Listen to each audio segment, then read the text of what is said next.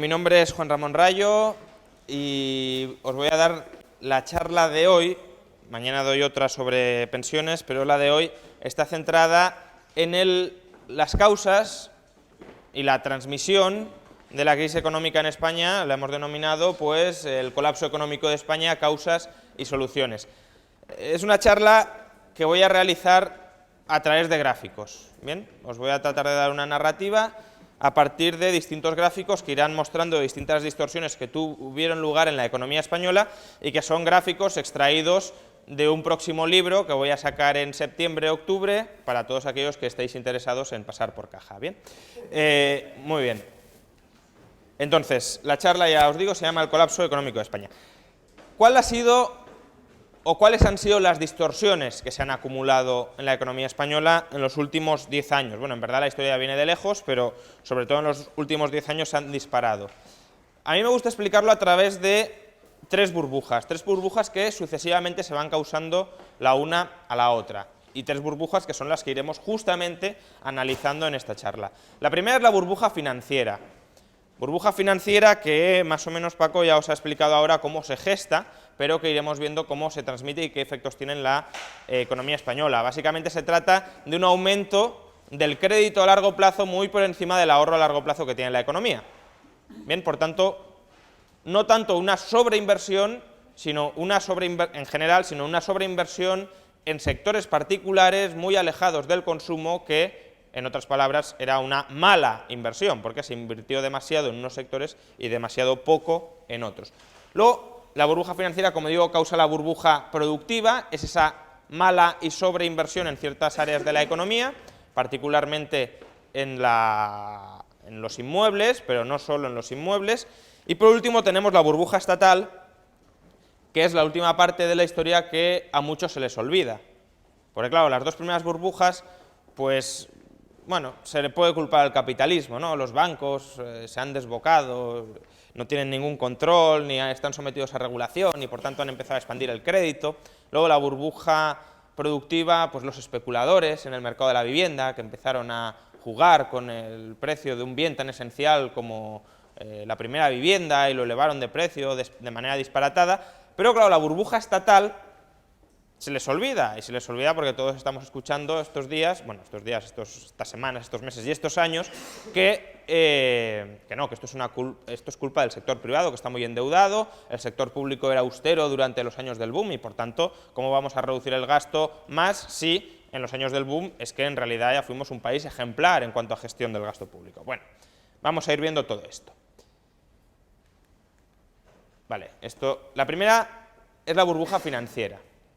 Bien, burbuja que viene de que el crédito a largo plazo aumenta muy por encima del ahorro a largo plazo. Bien, fijaos en este gráfico. Hasta el año 2002-2003, el crédito que se dirigía al resto de la economía era superior al crédito vinculado a la construcción. Bien, bueno, a partir del año 2003, fijaos la rapidísima evolución al alza que tiene el crédito a la construcción. Pasa de aproximadamente 350.000 millones de euros a más de 1 billón de euros. Aquí está incluido el crédito a hipotecas, el crédito a promotores y el crédito a constructores. Por tanto, se dispara el crédito a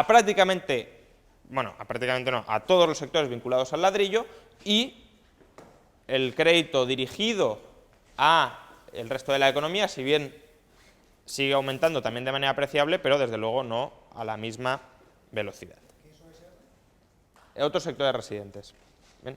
Quitando la administración pública, básicamente. La economía privada, para entendernos. ¿Y cómo hacen esto los bancos? Pues como os ha explicado antes Paco, básicamente descalzando plazos. ¿Bien?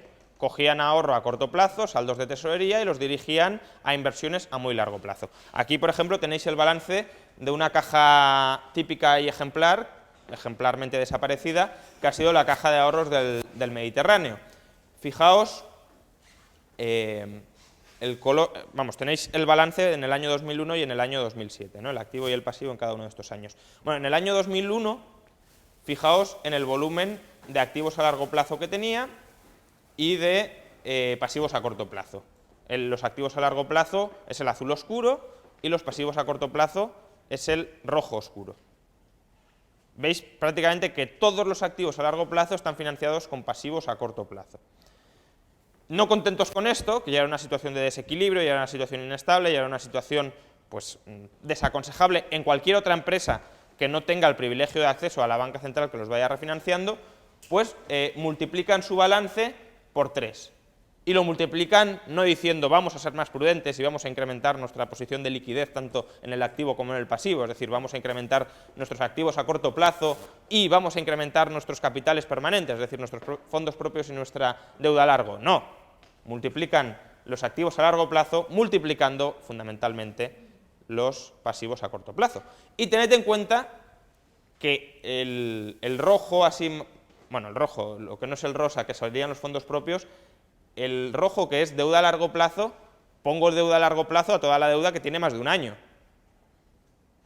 Pero el activo a largo plazo son fundamentalmente hipotecas que son a 30, por tanto, ni siquiera por ahí está balanceado, está equilibrado el balance. ¿Bien?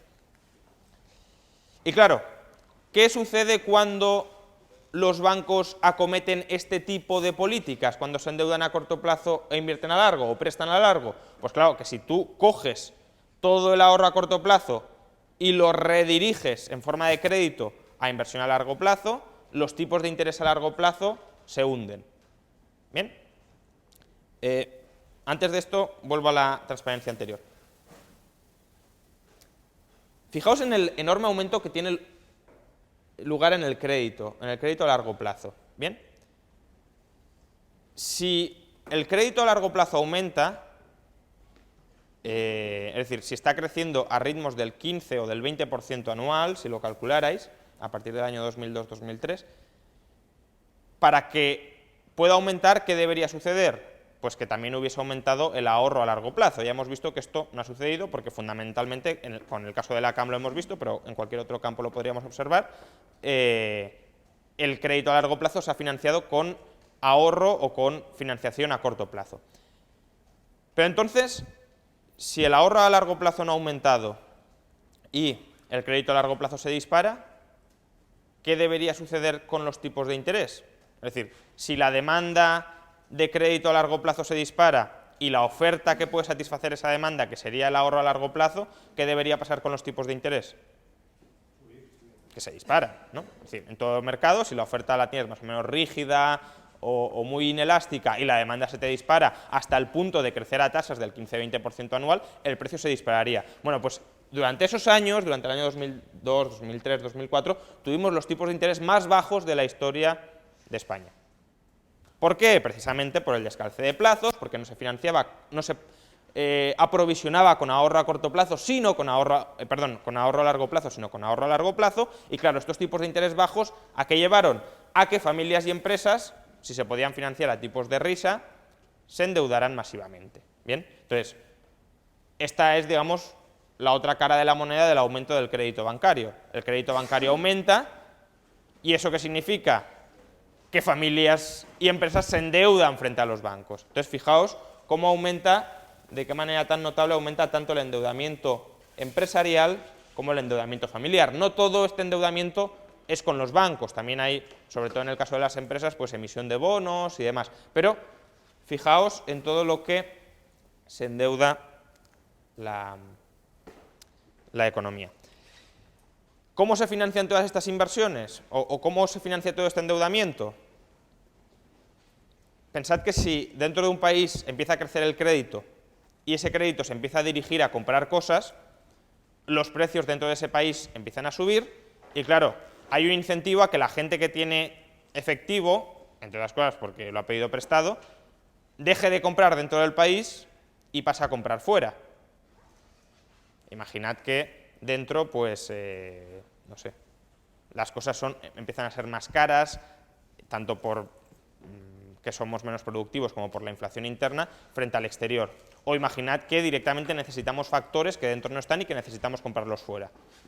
Bueno, pues esto se tradujo en que en esos años el aumento brutal del crédito interno, que en parte se financió con crédito externo precisamente para financiar la compra de bienes y servicios en el extranjero, ¿no? Entonces podéis ver cómo el déficit exterior de España durante estos años estalla, ¿no? Pasamos de un déficit del 2, 3, hasta 4% del PIB, que es un déficit alto pero manejable, a déficits exteriores de más del 10% del PIB.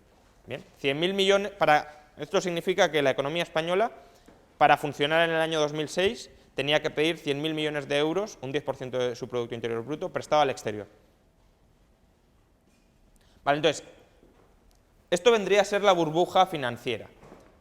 Por resumirlo un poco, los bancos se endeudan a corto plazo, invierten a largo, bajan los tipos de interés, las familias y las empresas se endeudan masivamente, al endeudarse masivamente necesitan comprar fuera, necesitan importar, eso genera un déficit exterior descomunal y empiezan a invertir. ¿Empiezan a invertir en qué?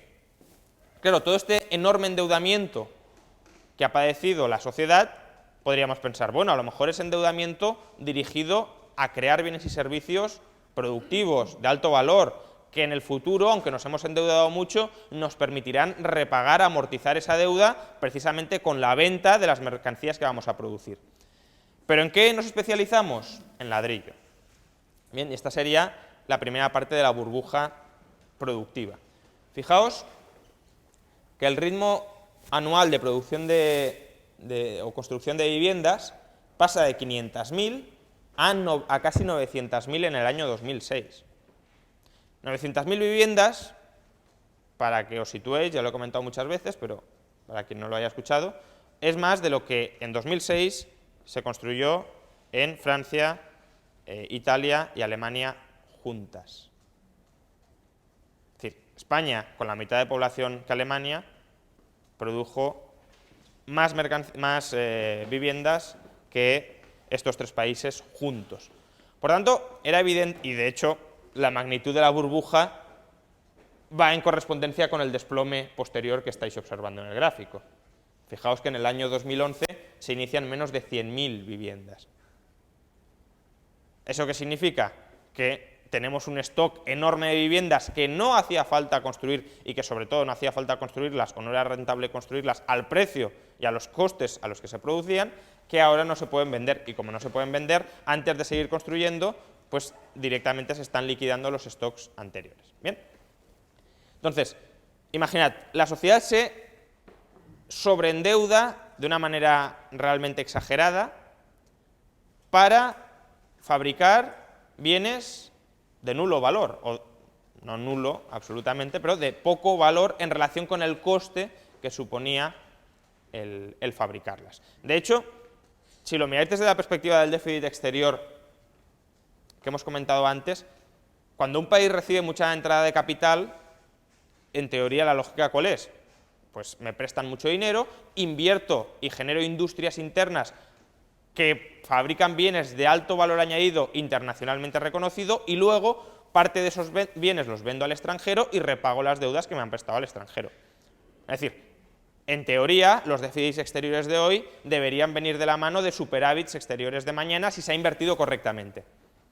¿Vosotros creéis que el déficit exterior de España se podía saldar vendiendo viviendas a los extranjeros?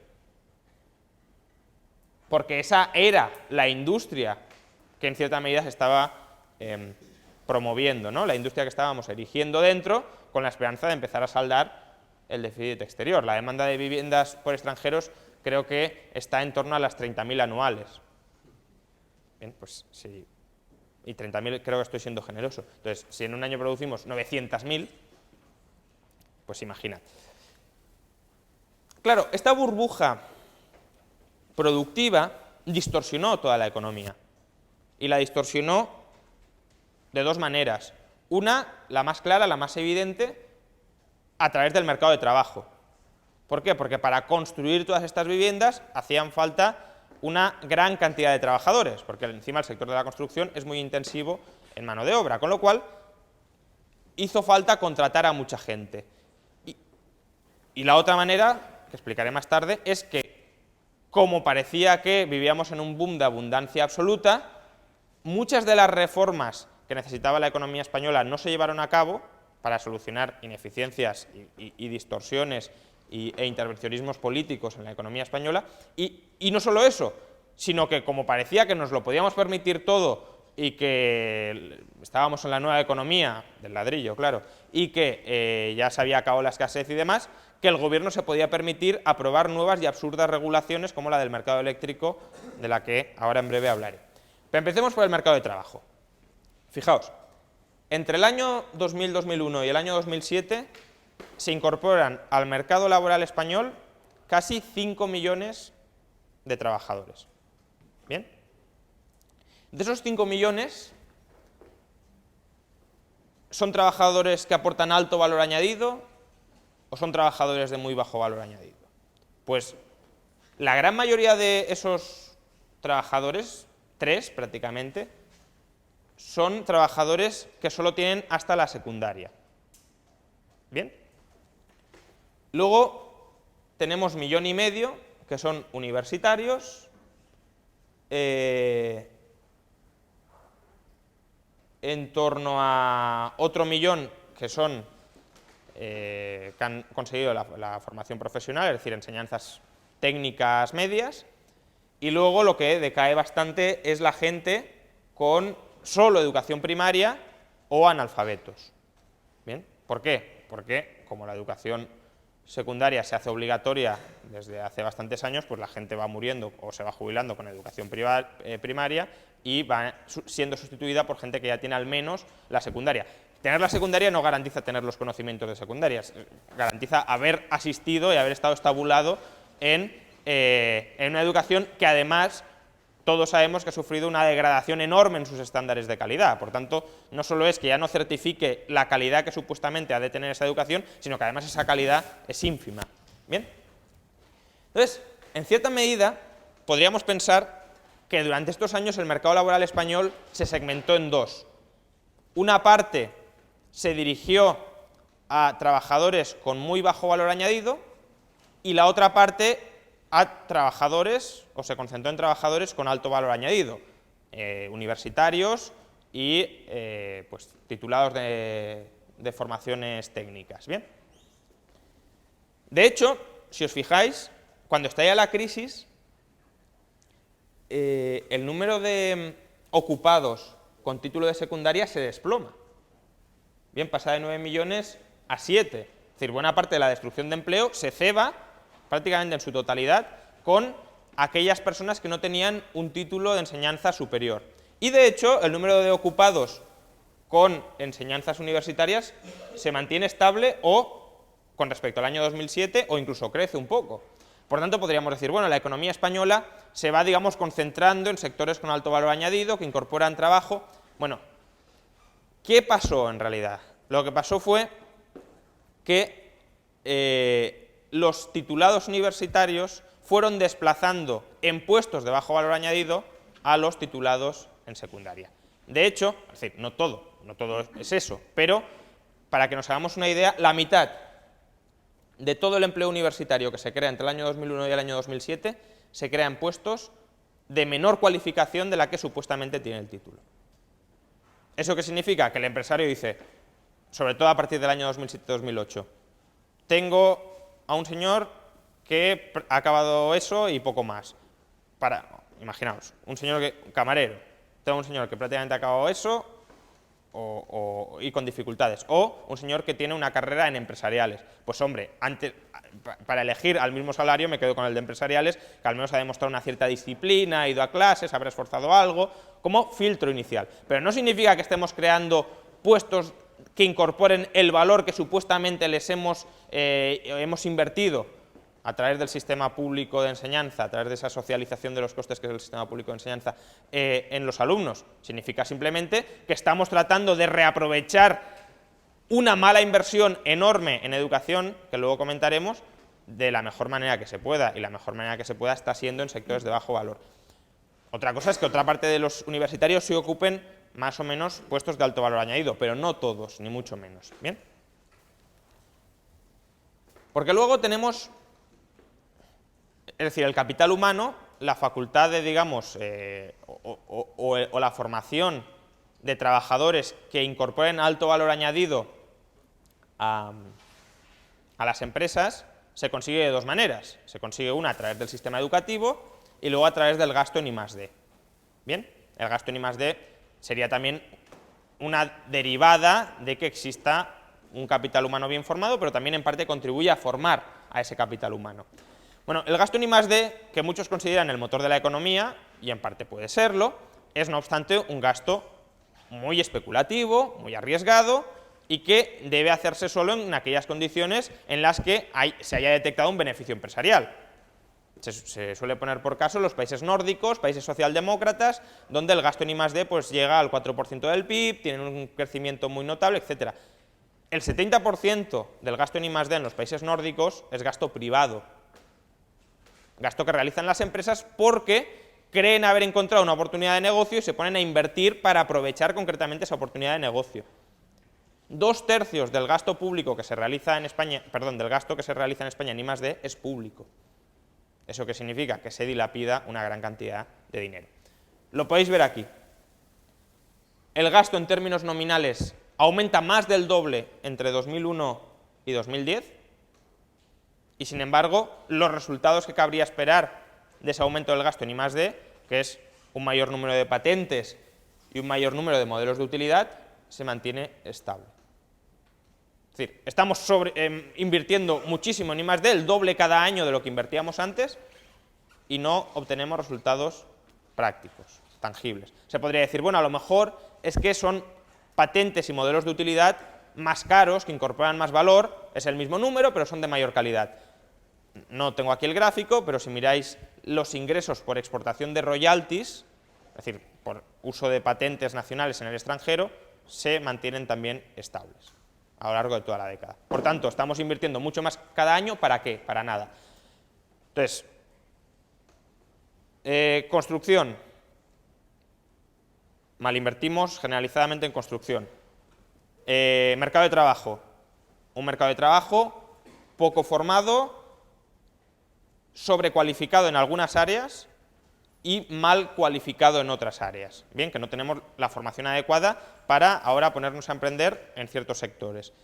Luego, formación de ese capital humano dentro de la empresa o aprovechamiento de ese capital humano dentro de la empresa, nulo, porque el gasto en I+D está controlado, regulado en gran parte por el sector público y no está dando los resultados que cabría esperar. Entonces, tenemos una mano de obra poco productiva. Podríamos decir, bueno, pues al menos competirá no vía valor añadido, no vía productividad, sino vía costes. Bueno, fijaos,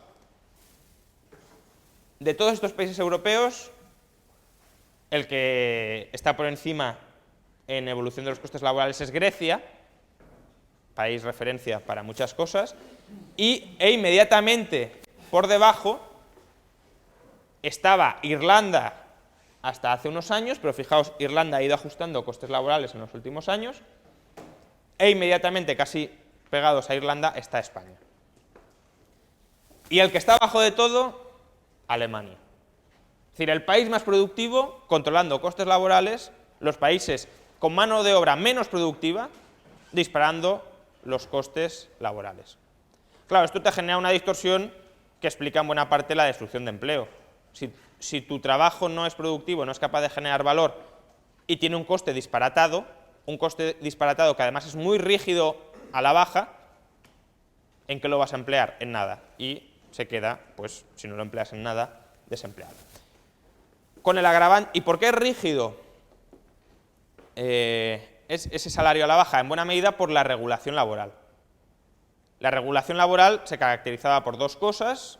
Una eran los convenios colectivos, donde las remuneraciones se fijaban automáticamente con independencia de la productividad de los trabajadores, se sentaban a negociar, pues, Cándido Méndez, Toxo y el señor que hubiese, en su caso en la patronal, y decían, bueno, pues vamos a subir los costes en este sector un 5%. ¿De acuerdo? De acuerdo. Los empresarios en el boom, todos encantados, y si firmamos lo que sea, porque como las ventas nos crecen más de lo que queréis subir, pues subimos, no pasa nada, seguimos incrementando beneficios. ¿Qué pasa? Esos convenios se consolidan y en el año 2007, cuando estalla todo, cuando empieza a aumentar el paro, no es que se suspendan, no es que se revisen a la baja, sino que siguen, de hecho, aumentando los salarios. En términos nominales, en términos reales, para que os hagáis una idea, el año en el que más aumentaron los salarios en la última década fue 2009. Es decir, el año en el que más empleo se destruyó en España. No, vamos, no tenía, bueno, tenía que ver, ¿no? Pero que, o sea, es llamativo que el año en el que más empleo se destruye y, por tanto, cuando debía haber una presión a la baja muy importante de los salarios, sea el año en el que más aumentaron esos salarios. Y luego la otra distorsión es que en España una parte importante de los trabajadores tiene un contrato blindado, un contrato indefinido que para despedirlo son unas causas muy tasadas y muy restringidas, que además los tribunales nunca aceptan como válidas, en cuyo caso solo te queda la alternativa de indemnizar para despedir a un trabajador con costes que eran realmente altísimos. Eran y son, aunque si te acoges al despido por causas económicas ya no son tan altos. Pero bueno, para que os hagáis una idea... ¿Cómo dice Capella? ¿Comparado con qué? Comparado con antes. Se ha rebajado muchísimo. Pero para que os hagáis una idea, no me acuerdo ahora, lo calculé. No toméis las cifras al pie de la letra o al pie de la cifra porque no sean exactas, pero el orden de magnitud era algo así. Imaginad que tenéis un trabajador fijo que cobra 2.000 euros al mes y que lo habéis tenido durante 20 años. Y luego tenéis un trabajador con un contrato temporal que realiza la misma función al que le habéis empezado a pagar 1.500 euros al mes y que solo ha trabajado durante 6 meses. ¿Bien? Y tenéis que despedir a uno. E imaginad que el trabajador que acaba de entrar, por lo que sea, es mucho más productivo, porque está mucho más motivado, porque el otro se ha apalancado, etc. Bueno, despedir, o sea, que se extinga el contrato temporal que lleva una pequeña indemnización, os costaría, no renovar el contrato, os costaría, creo que recordar que eran alrededor de 500 euros, prescindir del trabajador que llevaba 20 años en la empresa, os podría costar 80.000 euros. Es decir, imaginaos como empresarios ante esa disyuntiva. ¿De quién prescindo? Aunque sea muchísimo más productivo y más barato el trabajador que acaba de entrar. Pues obviamente voy a prescindir del que acaba de entrar. De hecho, solo tenéis que mirar la evolución de los trabajadores con contrato indefinido y de los trabajadores con contrato temporal. Es decir, los trabajadores con contrato indefinido, aún a finales de este año, con casi 6 millones de parados, eran más que a principios de 2007. La destrucción de empleo se concentra fundamentalmente en trabajadores temporales, que no significa que sean menos productivos ni que no estén dispuestos a cobrar menos, es decir, que no significa que no sean los trabajadores que necesitan incorporar las empresas para recuperar márgenes de rentabilidad. De hecho, si no estuviesen estas barreras artificiales, lo lógico que sería que hubiese un arbitraje entre ambos. En lugar de que haya un señor que esté cobrando 3.000 al mes porque no lo puedo echar, cuando tengo otro que está dispuesto a hacer el mismo trabajo y mejor por 1.000, que eso se mantenga es simplemente porque no puedo echar al que está cobrando 3.000, aunque no se lo merezca o aunque se lo merezca menos que el que podría fichar por 3.000. Hay algunos que estos lo consideran un derecho laboral irrenunciable, no sabemos muy bien para quién, si para el que está colocado o para el que está fuera y no se le puede meter dentro del mercado laboral precisamente porque no se puede despedir al otro, ¿no? Pensad que esto al final es una creación de funcionarios dentro de empresas privadas. Todos los defectos que les achacamos a los funcionarios, o los incentivos perversos, mejor dicho, que les achacamos a los funcionarios, los tienen igualmente aquellos empleados en el sector privado cuyos costes de despido son tan altos que es prácticamente imposible despedirles, es decir, lo mismo que con los funcionarios. ¿Bien? Claro, entonces, teniendo un mercado de trabajo tan torpe, tan ineficiente, tan caro, lo lógico sería, bueno, pues vayamos a mimar las otras ventajas que tiene la economía española. Por ejemplo, en el año 2001 España tenía una de las facturas eléctricas más baratas de toda Europa. Ya que no podemos competir vía costes salariales o vía productividad del factor trabajo porque el capital humano es malo, pues bueno, compitamos con una electricidad barata. Fijaos en este gráfico. No sé si podéis leer la leyenda, pero supongo que podréis imaginar cuál es el país que destaca claramente sobre el resto. Es el nuestro, sí. No es, en este caso no es Grecia, es España. España fue, entre el año 2002 y el año 2011, el país donde más aumentaron los precios, que en esto es importante la diferencia por lo que ahora explicaré, los precios de la electricidad para las empresas en esta década, de toda Europa. Aumentaron más que se duplicaron los precios. Pero, como ahora explicaremos, los precios no reflejan ni siquiera todos los costes reales del sistema. Con lo cual, si hubiésemos tenido que repercutir todos los costes, el aumento sería todavía mayor. Bien, entonces, España pasó de tener en el año 2001 uno de los precios de la electricidad más baratos de Europa a tener hoy uno de los más caros. Y mañana viene reforma del mercado eléctrico, reforma que, como todas las que ha hecho este gobierno, pasan por pagar muchos más impuestos. ¿Bien? Entonces, ¿por qué aumenta el precio de la electricidad? Básicamente el precio de la electricidad o los costes de la electricidad se componen de dos cosas. Una, el coste de generación, lo que vendría a ser pues el precio del gas y de generar electricidad a partir del gas, el precio del carbón y de generar electricidad a partir del carbón, el precio de generar electricidad en las centrales nucleares, etc. El coste marginal de todo esto. Y por otro, los costes que se llaman regulados, que son los costes del sistema, el coste de distribuir la electricidad, de comercializarla, de mantener la red, etc.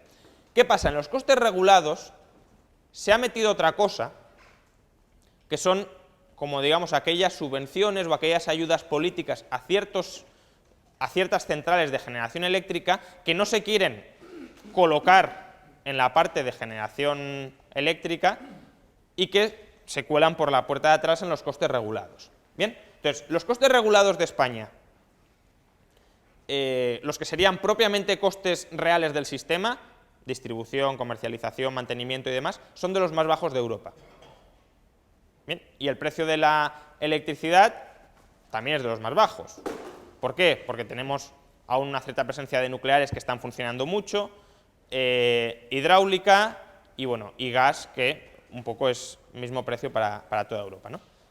Entonces, ¿cuál es el elemento que descabalga, que convierte uno de los, digamos, costes más bajos de Europa en uno de los precios más altos de Europa? Esa franja roja. Esa franja roja que, como veis, estalla a partir del año 2004. 2004-2005. Que son las subvenciones o las primas a las energías de régimen especial, fundamentalmente las energías renovables. Entonces, fijaos que en el año 2011 las primas a las energías renovables ya son más cuantiosas que todos los otros costes del sistema. Es decir, los costes propios del sistema, del distribuir la electricidad, los que deberían ser los costes esenciales de los regulados, si es que están regulados, lo ideal sería obviamente que se privatizara, pero lo natural dentro de esta rúbrica ya pesa menos, ya ocupa menos que los costes políticos artificiales, que son costes de promoción de las energías renovables. Entonces, ¿qué sucede? ¿Por qué os decía que el precio no reflejaba todo el coste? Porque claro, los políticos han ido aumentando tanto el coste de generación eléctrica a través de la promoción de energías renovables que no se han atrevido a repercutirlo todo sobre la factura eléctrica. No todo de golpe, porque entonces hubiese habido una revolución. Si de la noche a la mañana os dicen, no, el precio de la electricidad se duplica, pues hubiese habido un cierto enfado, ¿no? Con lo cual, lo que hacían era vender la electricidad por debajo de su coste. Bien, no repercutían todos los costes regulados a la factura eléctrica. Y entonces se generaba el ¿qué? Lo que se conoce como déficit de tarifa. No se les pagan a las eléctricas todos los costes reales que tienen. Bueno, a partir de cierto año a las eléctricas sí, pero el Estado no recupera todos los costes regulados que tiene y se va generando una deuda. ¿Bien? Deuda que es el déficit tarifario. Fijaos, la barra azul es el déficit tarifario y la barra roja las primas a las energías renovables cada año. Fijaos que desde el año 2007-2008 todo el déficit de tarifa se explica por estas ayudas, por estas primas. Si no tuviésemos estas primas, no habría déficit de tarifa y, en consecuencia, no habría sido necesario subir el precio de la electricidad desde 2007-2008.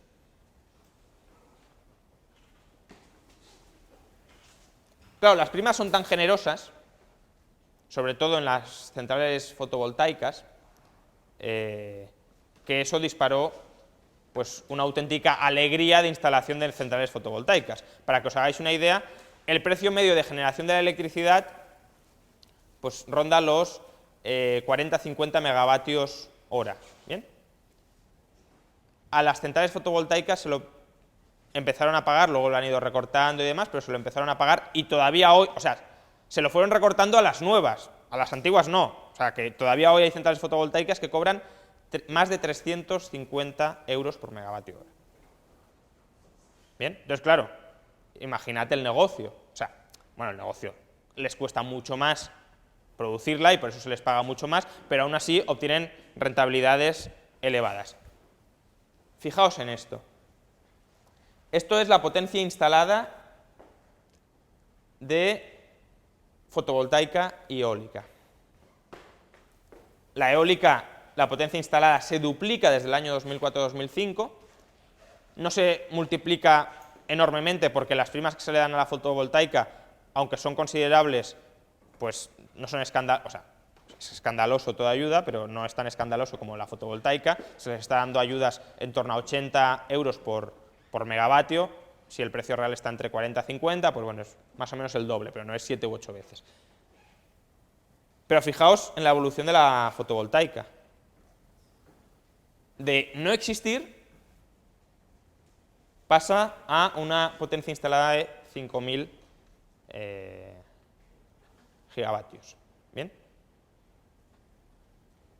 Es decir, una auténtica exageración. De hecho, ahora mismo, cuando llegó el PP al poder, el primer decreto que toma es suspender las primas a las energías renovables. A las nuevas, todas las antiguas las siguen cobrando, porque se considera que son derechos devengados, bueno, son privilegios devengados, pero bueno. Pero no sabemos muy bien por qué, supongo que habría algún amigo que querría seguir trincando. Hay otro tipo de producción central renovable, que es la termosolar, que todavía la burbuja no empezó a inflarse. La termosolar, quienes querían cobrar las primas se tenían que registrar en lo que se conoce como registro de preasignación en el año 2009 y tenían hasta 2015 para que entraran en funcionamiento estas centrales termosolares. Bueno, muchas de ellas todavía ni siquiera han invertido un euro para construir centrales termosolares, pero como se preinscribieron en este registro, el gobierno se lo ha mantenido. Había un objetivo, creo, de potencia instalada de 500 gigavatios y se han registrado peticiones y se va a instalar hasta 2.500 gigavatios. Eso significa que cuando estén todas operativas, porque también se les va a pagar el megavatio a 300 euros, el déficit, bueno, las primas a las renovables crecerán por más de 1.000 millones más y ya están por 7.000. Bien, por tanto, la sangría no se ha detenido todavía. Vale, entonces, en general, vemos que la economía española tiene estas y muchas otras distorsiones, sería largo entrar en todas ellas. Y lo que ahora necesita, una vez ha pinchado la burbuja productiva, es reformas estructurales para arreglar todo esto. El gobierno en un momento está empeorando la mayoría de todos estos mercados, y luego lo que necesitamos es mucho más ahorro. ¿Para qué? Para reinventar la estructura productiva. Tenemos una estructura productiva obsoleta, caduca, de bajo valor añadido, necesitamos ahorro para invertir en nuevos procesos productivos, en nuevos patrones de especialización que nos permitan generar riqueza y valor internacional. Hay muchos que creen que la crisis se debe a un colapso del consumo. Bueno, aquí tenéis la evolución del consumo y de la inversión agregadas en el PIB. Desde el año 2007, el consumo, que incluye el consumo público, ha caído un 0,5%. La inversión agregada se ha desplomado más de un 30%. Es decir, la anomalía, desde luego, el elemento que está distorsionando y que se está cargando la economía y que explica la parálisis, es que la inversión se ha paralizado. ¿Por qué? Por muchos factores que luego brevemente comentaremos. Bueno, y la última de las burbujas, se me ha olvidado poner la etiqueta, es la burbuja del sector público. Entre el año 2001 y 2007 se vive un boom artificial, una actividad económica artificial, empieza a aumentar el empleo, empieza a aumentar los beneficios, etc. Y en consecuencia los ingresos tributarios también se disparan. Fijaos hasta el año 2007.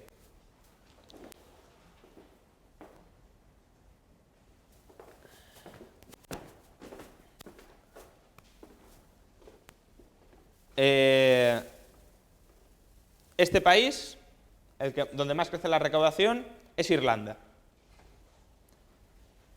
Este otro país, el segundo donde más crece la recaudación, es España. Y este país, el tercero donde más crece la recaudación, es Grecia. Bien, entonces, bueno, podéis hacer una lista de países rescatados, ¿no? Con esta. Entonces, fijaos, los ingresos tributarios anuales eran un 70% mayores en el año 2007 que en el año 2001. Poneos en la piel de los políticos españoles. Entre estos 2 años, o sea, con esta diferencia de 7 años, pasaron a recibir unos 250.000 millones más al año. 250.000 millones más al año. Claro, ¿cómo lo gastas? ¿En qué lo gastas? Pues en lo que sea. ¿Bien? Y de hecho, si os fijáis, el gasto, de nuevo tenemos estos 3 países, ¿no? El donde más aumenta el gasto es Grecia. Ahí digamos que no fueron... nosotros no es que fuéramos prudentes, ahora lo explicaré, pero vamos, ellos no les aumentó lo suficiente la recaudación, aumentaron mucho más el gasto, la diferencia la financiaron con deuda. Luego, Irlanda también aumentó mucho el gasto, y España aumentó el gasto, pero menos que los ingresos. De hecho, fijaos, entre el año 2001 y 2007 crecen los gastos en torno a un 50%. Es decir, los ingresos crecen un 67% y los gastos crecen un 50%. ¿Por qué? ¿Porque nuestros políticos eran muy austeros? No, porque es que ni se les ocurrió maneras de cómo gastar tantísimo dinero. ¿Bien? Entonces, claro, aquí está la causa de por qué tuvimos superávit. No es porque nos restringiéramos de gastar, sino porque gastábamos a un ritmo más lento del que evolucionaban los ingresos. Este es el motivo, además, por el que hablar de que en España fuimos austeros, de que no hay un problema en el gasto público, de exceso de gasto público, etcétera, es mentira. Yo siempre pongo el mismo ejemplo que creo que se entiende muy bien. Imaginad un señor que le tocan en la lotería 1 millón de euros y dice: voy a consolidar unos gastos, me voy a comprometer a unos gastos anuales de 900.000 euros. El primer año tiene superávit. 100.000 euros de superávit, diríamos, qué señor más diligente, que bien gestiona sus finanzas, le sobra exceso de caja, y al siguiente año está en suspensión de pagos. ¿Por qué? Porque a menos que le vuelva a tocar la lotería, a menos que generemos una nueva burbuja como pedía Krugman para sustituir la burbuja anterior, no hay nueva recaudación que está basada en la deuda, en el exceso de endeudamiento, para seguir sustentando ese nivel de gastos. ¿Y en qué aumentaron los gastos? En todo. Pero hay cosas realmente disparatadas. Por ejemplo, gasto público por alumno en España. Se dice, bueno, la educación, la calidad cae porque no gastamos lo suficiente. Bueno, si os fijáis, en gasto público por alumno por poder adquisitivo, es decir, considerando el distinto poder de compra de cada país, España es uno de los países que más gasta de Europa.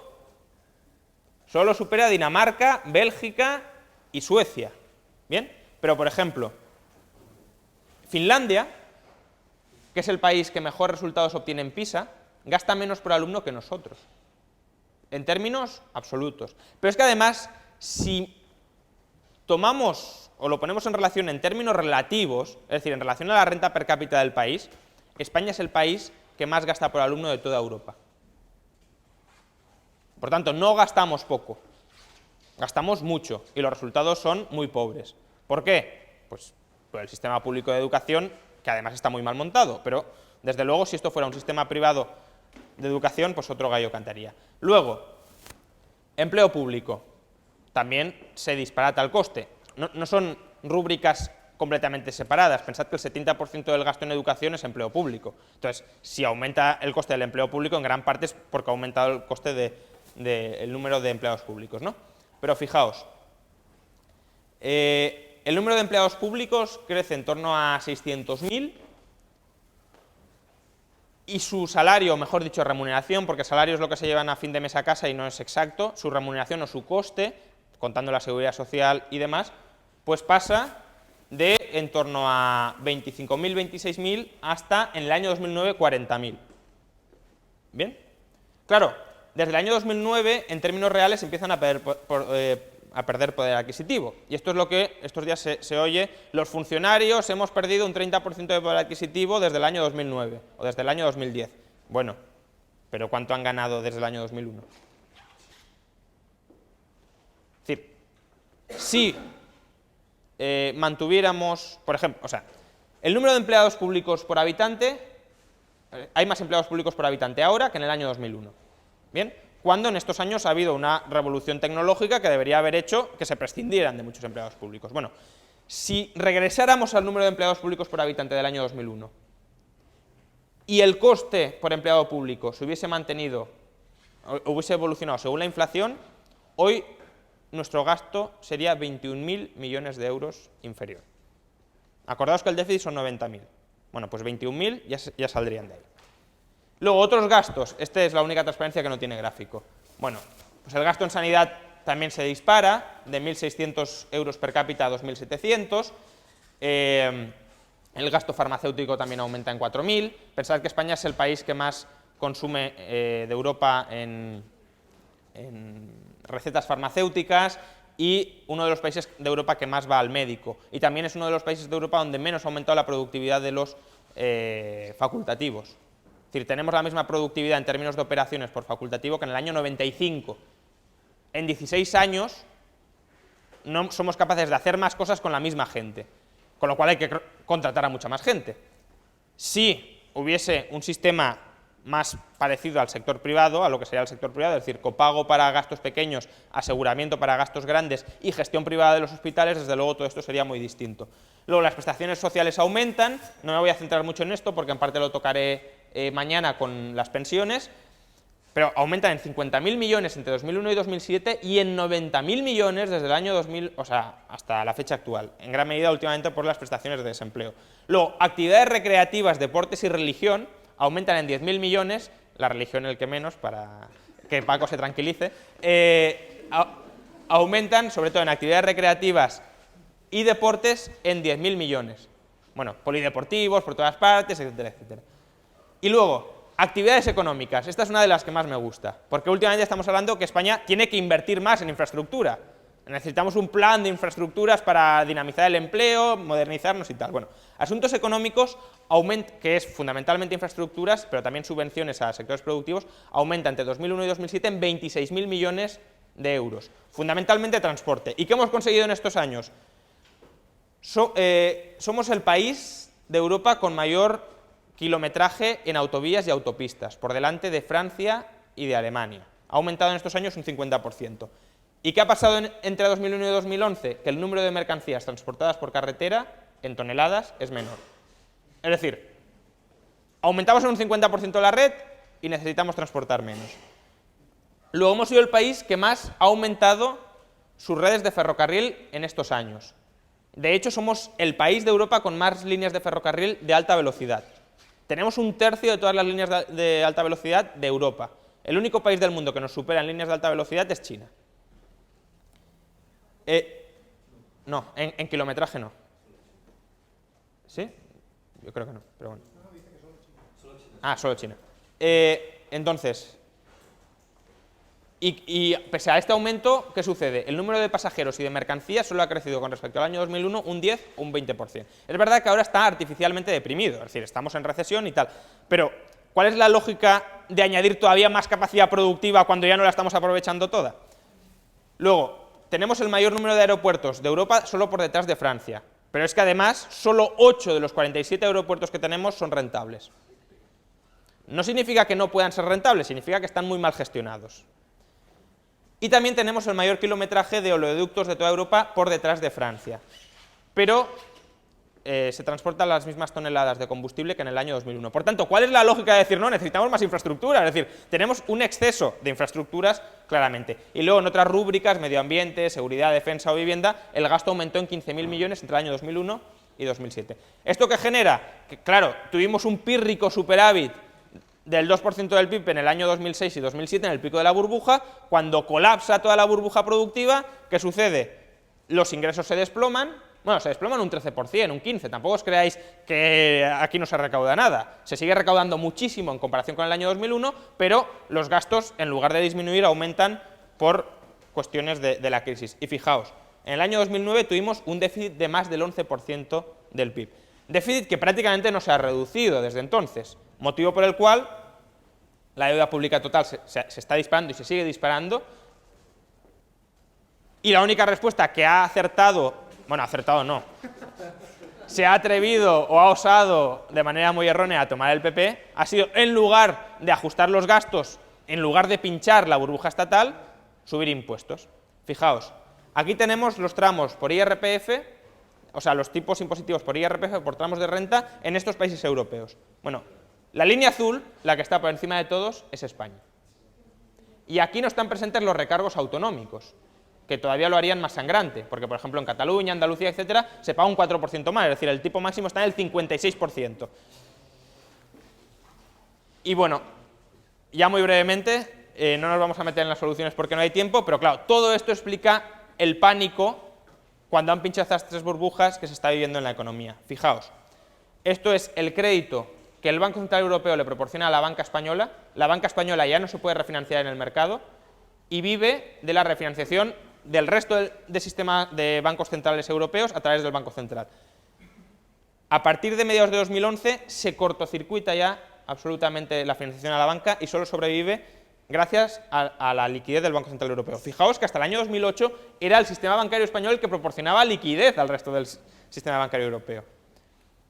Luego los tipos de interés se disparan, esto no es nada nuevo, y luego este gráfico, que es el último y que me parece muy relevante, la deuda pública española en manos de extranjeros. Fijaos qué sucede a partir de que Rajoy gana las elecciones. No digo que sea causa-efecto, pero hemos pasado de que los extranjeros tuvieran un 55% de toda nuestra deuda pública a que en 6 meses hayan liquidado 20 puntos, es decir, la hayan reducido hasta el 35%. ¿Eso qué ha implicado? Que se han puesto a vender como locos deuda pública, no nos están comprando y por eso la prima de riesgo está subiendo, porque si tú colocas tal cantidad de deuda en el mercado, los tipos, o sea, el precio de la deuda se te hunde y los tipos se te disparan. Bueno, tenía programado reflexionar sobre las soluciones, pero eso lo podemos hacer en otro momento. Pero básicamente las soluciones son pinchar las tres burbujas, reducir gastos públicos, reducir impuestos, no subirlos, liberalizar todos los mercados y que haya mucho más ahorro, liberalizar y privatizar todos los mercados, porque las distorsiones de la educación se solucionan con una educación más orientada al mercado,